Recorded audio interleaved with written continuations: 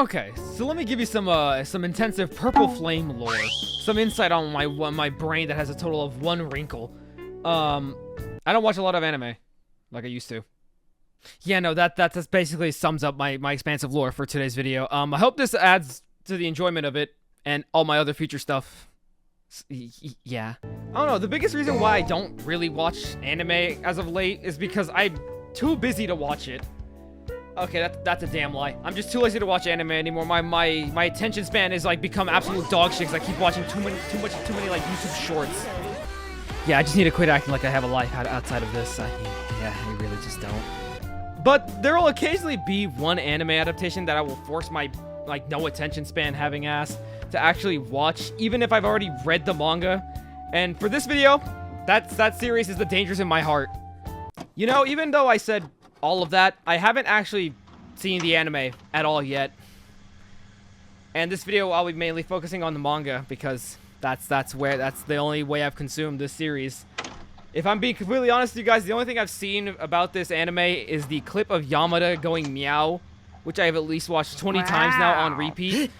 So in a sense, the intro of this video is clickbait.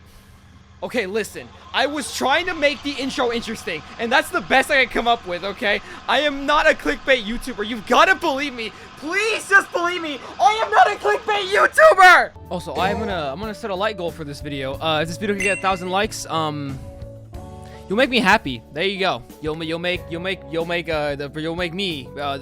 Coomer happy. Yeah.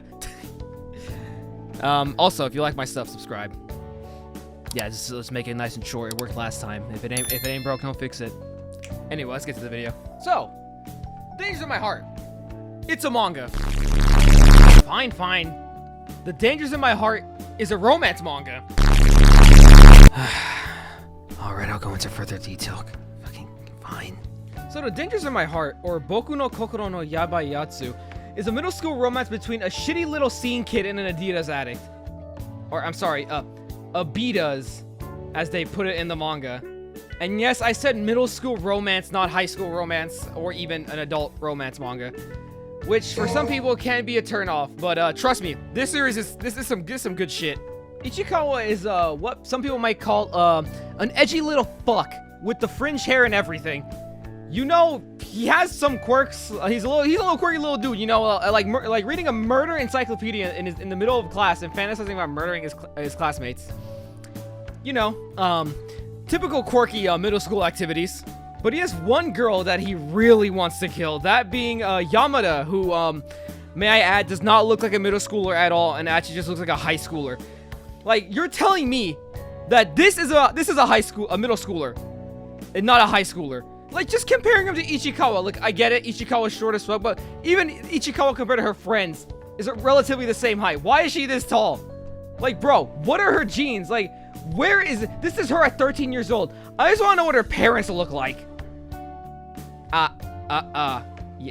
Yeah, no, I guess that checks out. Maybe. And you might be thinking, this just sounds like a generic romance manga. Yes, I know. It's another antisocial character falls in love with a super popular extroverted character. But let me tell you why I think it's good. It's cringe as So it's cringe as hell. Cringe. But like in a good way. Not like Watamote, but well, actually maybe a little like Watamote, but this is cute as opposed to you know what Watamote was. So it's better, trust me. I would like to point out as well, Ichikawa at the beginning of the series actually has to be one of the cringiest characters I think I've ever seen in a manga. And because of this, I almost did drop the series myself. But here's the thing. It actually makes sense in this context because he's an edgy middle schooler who has no clue how to socialize at all. In his head, he thinks he's a super messed up person who's gonna grow up to be a serial killer. Hell, he even goes to school with a box cutter with his edgy ass. But in reality, when he actually tries to talk to people, or people try to talk to him, he shrinks down and starts having a mental breakdown. He is the physical embodiment of cringe middle school emo phase.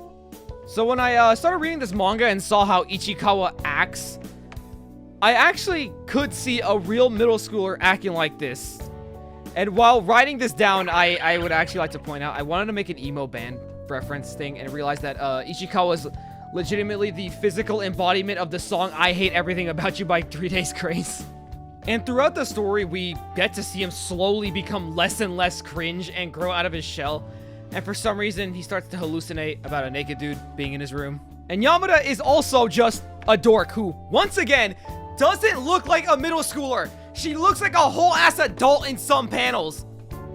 She is the one girl in school who would always have food on her. And is always eating no matter what the situation is. So in a sense, Yamada is, she's a hot Cheeto girl. No, actually, Yamada is more interesting than a hot Cheeto girl. More likable than a hot Cheeto girl.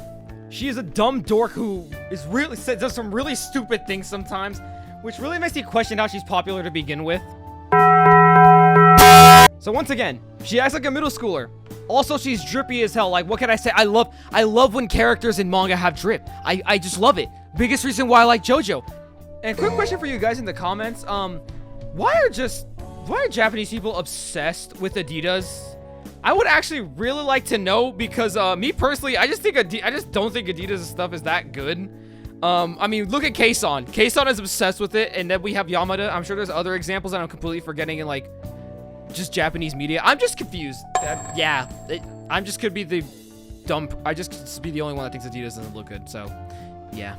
It's also really cute just to see these two awkward dorks interact with each other, and seeing how Ichikawa misses all the social cues that Yamada gives him, only to realize that he missed it the next day and wanting to die because of it. I don't know, something about this character dynamic is probably one of my favorites. I'm not sure why. I couldn't tell you. It's not because I wish this was me. So basically, this series really is just a cute, dorky romance manga, which was nominated and placed 11th in the Manga Taisho Awards in 2020, which, may I add, had some banger manga like Chainsaw Man and Blue Period, which the fact that it's up there with these series speaks volumes. This could just be a me thing, but I really love seeing the art progression when it comes to like manga, newer manga. Because like the beginning of the series, the art isn't the greatest, but in the later chapters is where it starts to look really fucking good. I really like seeing how the mangaka's art evolves as the story goes on. And yes, as I said before, this manga has an anime that's coming out right now this season, which from what I could tell, looks surprisingly good and keeps the manga's vibe really, really well. And can I just say, from what I've seen, from what little I've seen, the voice acting sounds really good. Which I am really happy about, because most anime adaptations nowadays just feel like they're just animating the manga and coloring it. Which, yes, that's what an anime adaptation is. But most of them just don't add a whole lot to the source material. Animes like Shikimori would just feel like they moified it, which is a word I just made up on the spot, yes. They just removed all of Shikimori's badass facial expressions, so it just feels really bland. From what I've seen so far, the anime for this manga is worth the watch, even though it's on High Dive. Now, I'm not saying I'm gonna pull a One Piece, you know, do a certain act that they do, but yeah, I'm gonna pull a One Piece to watch this anime. So yeah, watch or read this series, please. It's really cute. You won't regret it. I'm assuming it's only gonna have 12 episodes. It won't, like, do it. It's a diamond in the rough from all the shitty isekais that are coming out this season. I'm assuming there's shitty isekais coming out this season. I haven't even bothered looking. It's the only anime I'm keeping track of. Yeah, I'm not sure what else to say, so I'm just gonna roll the outro. Yeah, I'm a professional. Not really at all, though. Hey, welcome to the end of the video. If you guys did enjoy it, make sure to leave a like and subscribe. I have a really ambitious goal for the end of the year, which is to reach 10,000 subscribers. I'm not entirely sure what I'm gonna do for that. I'll think of something. But if we do hit it before then, that would still be insane. I would appreciate that so much if we reach that goal before the end of the year as well. We also make this comment right here correct. Shout out to this person who has very high hopes for me. Like, I'm gonna be honest with you guys, these type of comments right here make me so happy. So if you guys did enjoy the video, make sure to leave a comment as well. I'm not sure, just make it anything. It could be literally you saying dick and balls or poo poo stinky. I would still anything that made me chuckle as well, that would be cool. A quick reminder as well, the like goal for this video is 1,000 likes, so if we hit that as well. Also, pretty poggers, I did not just say poggers in an unironic sense. I hate myself.